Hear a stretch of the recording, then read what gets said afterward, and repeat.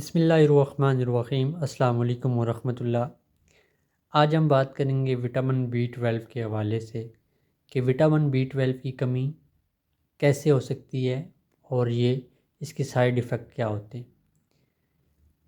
جس وقت ہمیں وٹامن B12 کی کمی ہوتی ہے تو اس وقت ہمارے خون میں کمی، یادداشت میں کمی اور قبض وغیرہ بھی ہو سکتی ہے۔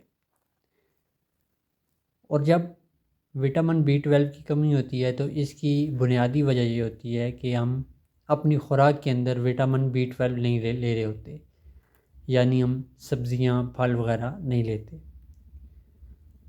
اس کے ٹریٹمنٹ کے لیے پھر ڈاکٹر وٹامن B12 پرسکرائب کرتے ہیں، بچوں کے لیے سیرپ پرسکرائب کرتے ہیں، بڑوں کے لیے ٹیبلٹ، اور پھر جو بہت زیادہ سیویئر کنڈیشن ہوتی ہے یعنی بزرگوں کو وہ یہ انجیکشن نیوروبیان سے پرسکرائب کرتے ہیں۔ جو سیرپ ہے یہ ہم اڈالٹس کو 10 ml to 30 ml per day they سکتے ہیں، اور جو وٹامن B12 کی یہ ٹیبلٹس ہیں یہ ہم روزانہ ایک ٹیبلٹ آفٹر بریک فاسٹ کھا سکتے ہیں، دودھ کے ساتھ بھی اور پانی کے ساتھ بھی۔